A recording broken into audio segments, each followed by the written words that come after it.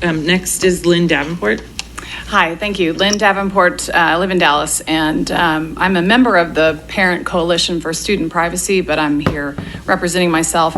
And so I'm just going to jump right in and kind of tag team on what Mary was saying. So I think since Abbott has declared that he wants to be the leader in blockchain as far as the state is concerned, it's possible that he will use the momentum created by this group and use it in other areas. And so you may have nothing to do with education, but it will be used to further the agenda of blockchain in education. So that may help clarify a little bit, because you may have nothing to do with that.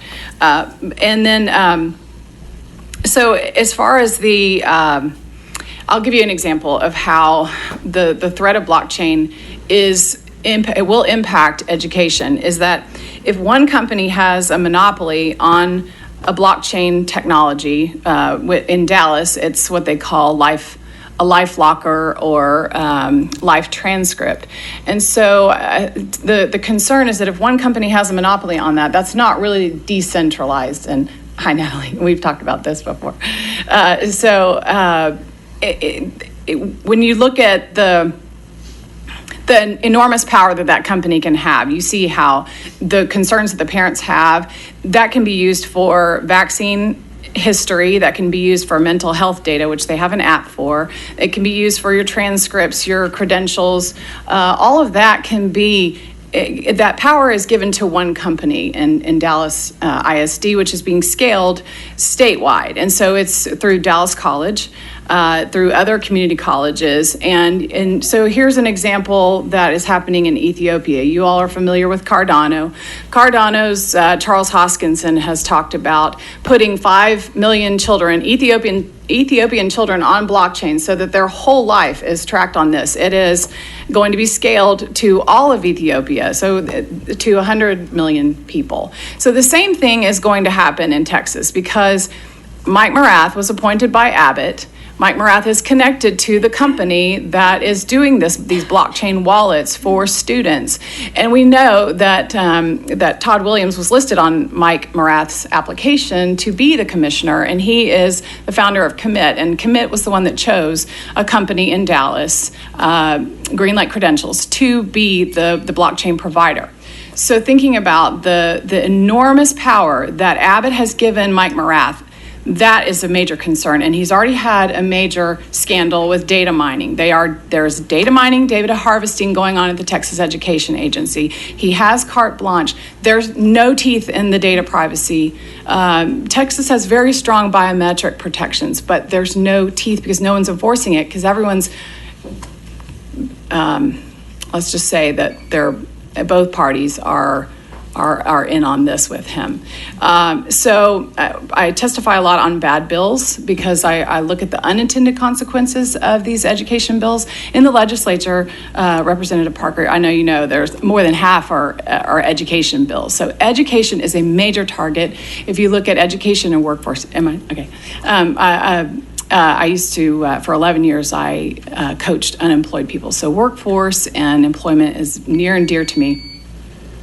Workforce training is not the same as education, and I know that with this blockchain industry, there's going to be a heavy focus on getting people trained in the technology so that we can expand this industry. That will replace a lot of the academic foundation. As you all know, workforce is a big issue in education, both at the K-12 level and in higher ed. So that's just a sidebar there. But in looking at Cardano's Atala Prism is what it's called. It will connect healthcare, education, voting. We know that I know you all have probably heard about voting on blockchain as a means to secure our elections. That is not a good idea. And then digital ID is essentially what it is. And so we could be opening up the potential to have all of our lives being tracked and traced through this technology, and then skills and badges and being able to verify your credentials. All of that will eventually be on blockchain if we allow that. Yes. Thank you very much for your comments. Anyone have questions or comments in return? Pat? Thanks for attending and sharing your comments on this.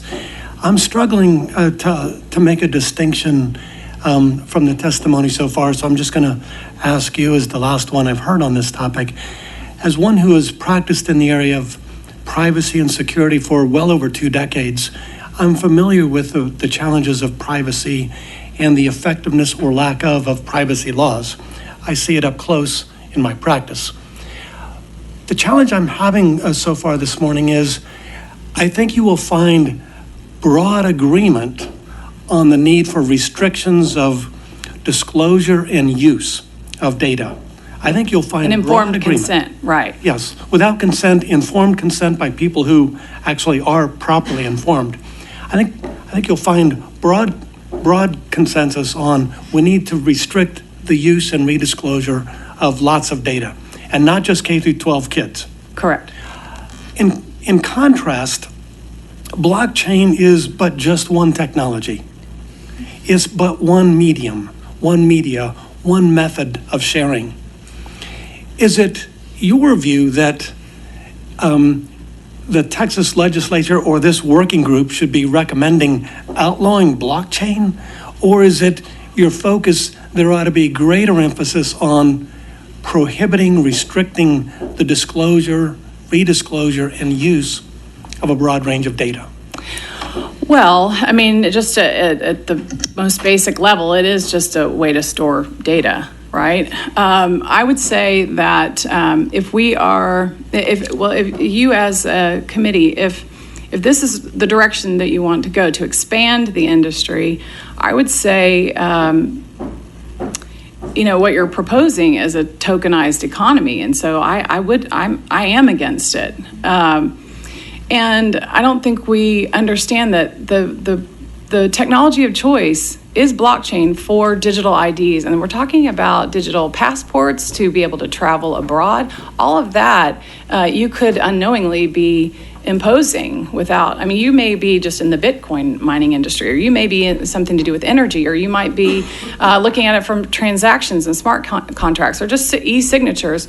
I think, I'm jumping around here, but also the creation of jobs translates to the elimination of jobs, because sometimes cutting out the middleman is cutting out it's cutting out people, it's cutting out jobs. So we could be creating this sort of a virtual metaverse and not realize that's what we're doing here. So I guess I don't think, like she said, her son said, "Mom, you can't stop this." So that's unrealistic. But I do think that we can at least acknowledge what the pitfalls are, and do we really want that? Do we want a global currency? Do we really want vaccine history and all of that? And that could lead to the whole social credit. You can cut people out of systems, if you don't comply. So I don't know, there's a whole realm of issues. Can I ask a Yes. clarifying question, though, to hone in on the question that was asked, and it's a version of the question I asked earlier. Mm-hmm. If let's just say, hypothetically speaking, we said no blockchain in all of Texas, right? And then the school districts adopted versions of AI and database structures to do the exact same things you're talking about. Would that still concern you?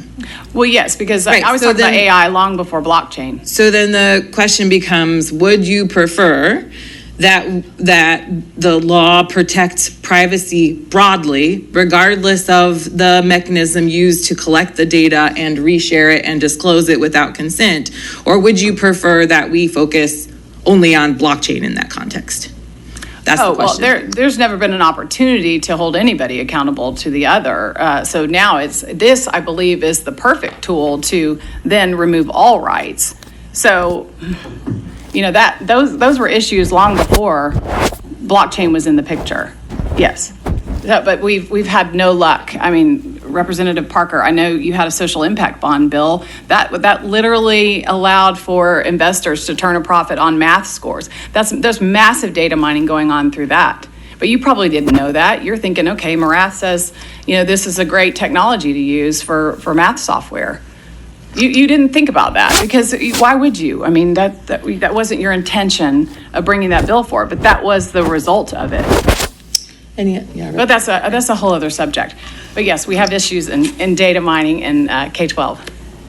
Thank you, Madam Chair. So, Lynn, I appreciate you being here and appreciate your testimony very much and broadly giving us your thoughts and the Q&A with my fellow colleagues here that are part of this working group. So, first of all, I'm very grateful for that. Look, I think the question that's been asked a couple different ways is clear that, we are very focused as a legislator. I'm going to speak as a legislator. Privacy is very important to me. And as the former majority leader, caucus leader of the Republican House over the years, privacy is a top issue for my Republican colleagues, and I think, frankly, it's a bipartisan issue for a lot of my Democrat colleagues as well. So I'll just give you that perspective to kind of set the stage. So your comments around being able to put in place, if you will, greater protections for privacy broadly beyond blockchain resonates with me, and I think it resonates with folks here on the stage. I think it's what you're really getting to. So I want to just clarify that I think you will see additional legislation addressing privacy broadly here during the next session that I think you'll probably find to be beneficial to your concerns with regard to K through 12 and broadly more concerns around society as a whole. Your specific issues around a national or a global digital currency that you mentioned a moment ago. Let me be very clear in my comments. I have publicly spoken against that. I support bit mining. I support obviously all the digital assets that we're seeing. To me, it's a freedom and liberty play that also is in America's best national security interests. But I absolutely do not support a national or any kind of global currency, just for clarification, just so you know where I'm coming from. Your comment about social impact bond, completely different topic. Love to have that conversation offline with you. Sure. But I'm happy to give you my thoughts on that and how that why we put that in place and what it does to ultimately, in my opinion, save the taxpayer resources on programming that otherwise wouldn't be explored. And of course, those philanthropic dollars that could come from you individually, you and your family could provide. Yeah, but that's not how it works. Philanthropy is a gateway to control, and that's how it works. Well, I disagree with respectfully in that regard. Well, that's how it's working in Dallas education. Yeah. Well, again, I can only speak for what the state has done at a state level. But what I would tell you is that anyone can provide those resources, so to speak, and they take risk with those dollars. Again, I don't want to get on a distraction.